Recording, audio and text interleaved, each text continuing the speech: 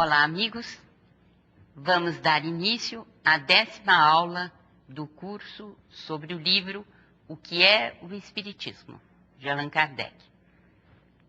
Quais são os pontos que, a meu ver, devem ser relevantes e, por isso, nós termos maior empenho em estudá-los?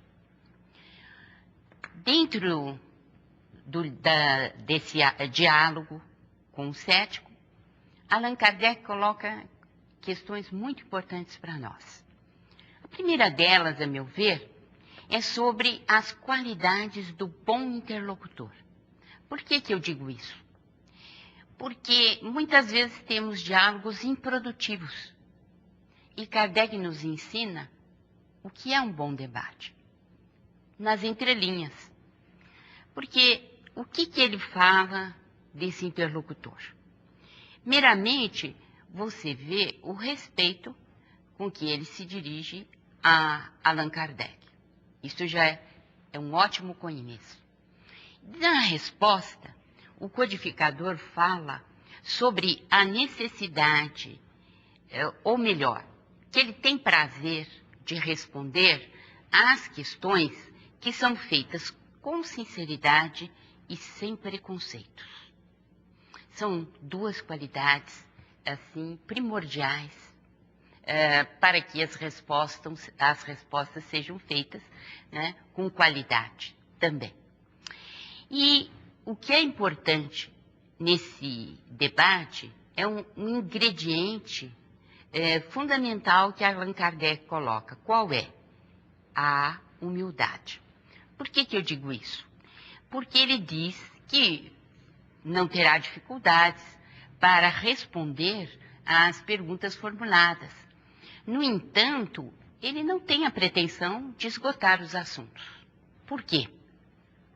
Ele diz que o Espiritismo é uma ciência que trata da natureza, origem e destino dos espíritos, bem como das relações com o mundo corporal. E que, sendo uma ciência, e sendo uma ciência recém-nascida, o Espiritismo ainda tem que caminhar muito, ainda tem que se desenvolver bastante, nós temos que aprender muito. Então, que ele, Kardec, está sempre aberto ao desenvolvimento do próprio Espiritismo, para compreender mais, para saber mais, etc. Então, ele diz claramente que o Espiritismo é uma ciência recém-nascida. Veja que expressão interessante, né? Onde há muito o que aprender. E importante também, né, como característica dessa ciência, por se tratar da vida espiritual ou dos espíritos, ela toca invariavelmente todos os ramos do conhecimento humano, quer dizer, da filosofia, da metafísica, da psicologia e da moral. Então, por isso mesmo, é muito difícil abarcar de uma só vez todo o conhecimento espírita e que ele se desenvolve naturalmente ao longo do tempo. Outra questão importante também, que eu vejo e que está nas entrelinhas, é a organização do pensamento, que é muito importante e nós aprendemos com Allan Kardec. Por quê? Porque ele organiza o debate dizendo assim: olha, como o assunto é muito vasto, e como eu não tenho a pretensão de esgotá-lo, nós vamos, na verdade, realizar uma restrição ou restringir o nosso debate a assuntos gerais. Porque é impossível que eu faça aqui um resumo de tudo aquilo que já escrevi sobre o assunto. Por que isso é importante? Eu creio que nós, muitas vezes, temos debates que não são proveitosos, sobretudo com aqueles que não pensam da mesma maneira, ou mesmo dentro do próprio movimento espírita. Por quê? Porque as pessoas que não são espíritas ou que não têm nenhum conhecimento podem querer debater, mas sem estar receptivos para as respostas, ou, na verdade, sem querer ouvir. Ou então, nós realizamos debates com aqueles que estão muito verdes em espiritismo e que têm, talvez, uma posição somente de contestadores. Os debates, as discussões feitas nesta base, elas não são produtivas. Então, aprendemos logo no início com Allan Kardec que nós temos que saber com quem discutimos, qual o motivo da discussão e o que é que nós devemos fazer para não perder tempo. Outro assunto interessante da 10ª aula, que nós estamos vendo, que é a entrevista com o cético, é a questão do espiritismo e do espiritualismo. Esta é uma questão crucial porque é de nomenclatura. Então, onde nós vamos encontrar subsídios para compreender o pensamento de Allan Kardec? Olha, onde ele expõe pela primeira vez este assunto é no capítulo 1º, na introdução do Livro dos Espíritos. E ali você fica compreendendo bem por que ele precisou criar os neologismos espiritismo, espírita. Sim, porque foi Kardec quem criou essas palavras novas. E ele explica muito bem. Porque para assuntos novos, você tem que ter palavras novas, diz ele. E o assunto é novo por quê? Espiritualista é todo aquele que crê no mundo invisível, no mundo espiritual, ou que a alma existe. Todos os religiosos são espiritualistas. No entanto, o espírita tem uma particularidade na forma de crer. Ele acredita na imortalidade da alma, mas acredita também, tem outros princípios que ele aceita dentro da doutrina, que são a reencarnação, a comunicabilidade dos mortos, ou dos assim chamados mortos, com o mundo dos vivos, e que a possibilidade de vida, a vida, não possibilidade, mas a vida em outros planetas, e que, enfim, tem princípios que são fundamentais e que não existem em outras religiões. Então, o Espiritismo alia o conhecimento da imortalidade da alma, da reencarnação, e coloca isto tudo, né, com a possibilidade de comunicação entre os espíritos e também a vida em outros planetas, além de trazer a moral do Cristo por inteira, na sua pureza, para o nosso aproveitamento espiritual.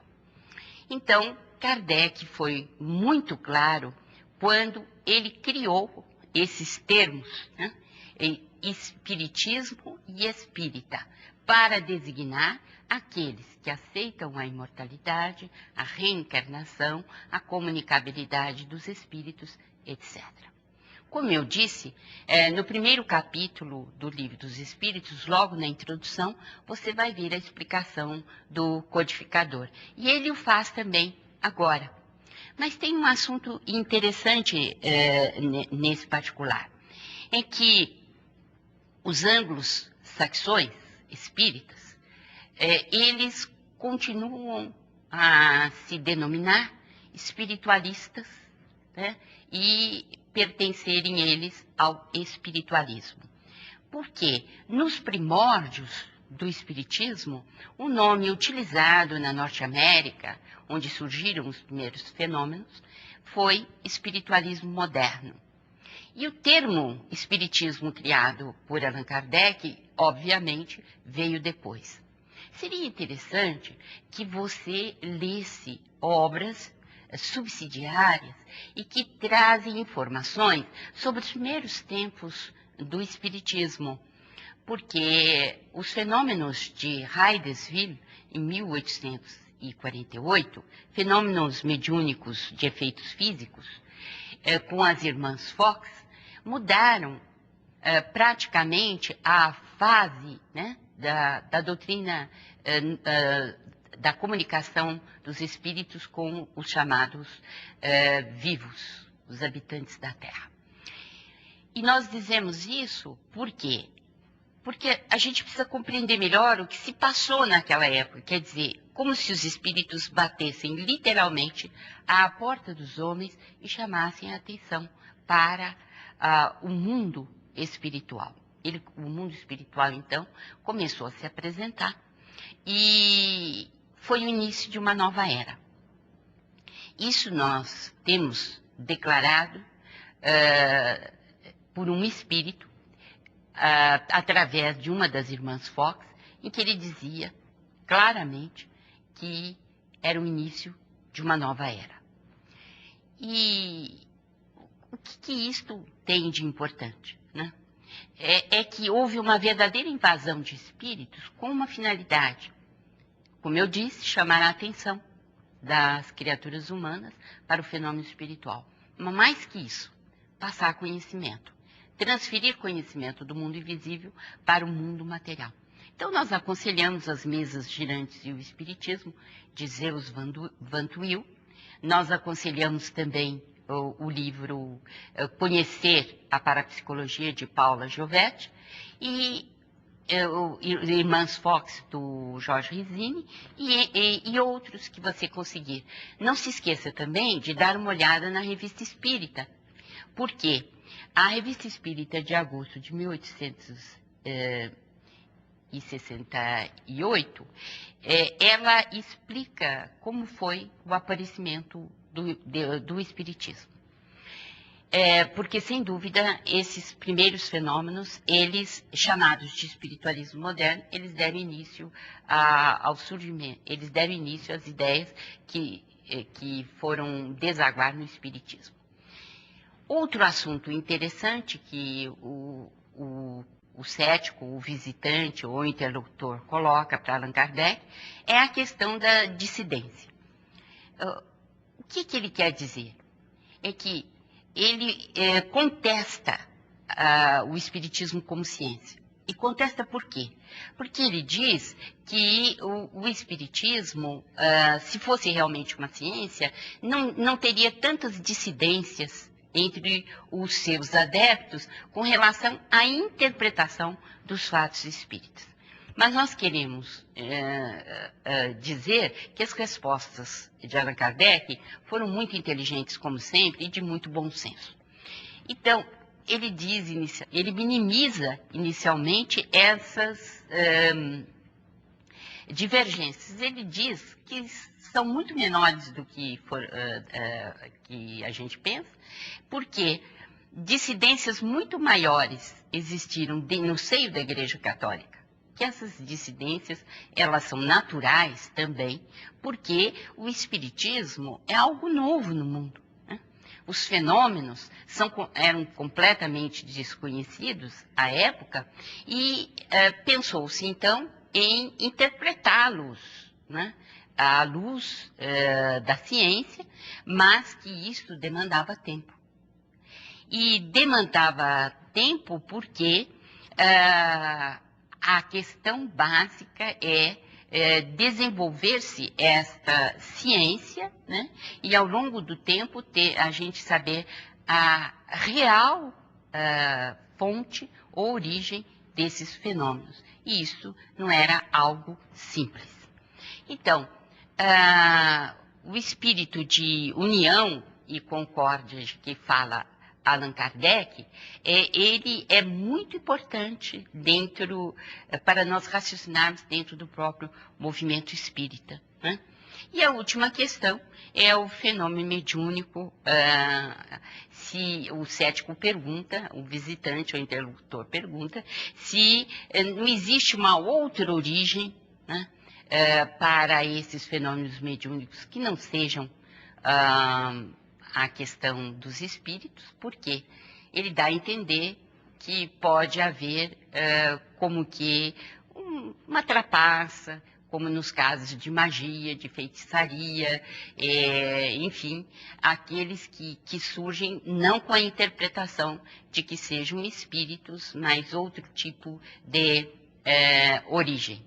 Allan Kardec diz que, evidentemente, as pessoas podem achar isso, né? Magia, feitiçaria. No entanto, que havia uma distância muito grande entre magia e feitiçaria e o espiritismo. Uma distância tão grande ou maior que existe entre a astrologia e a astronomia.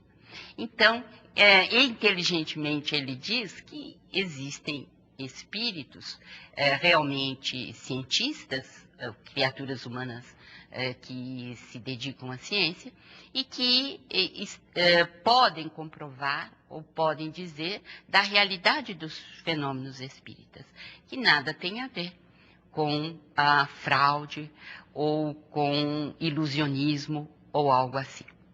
Aí ficam os pontos que eu gostaria que você meditasse e que estudasse e também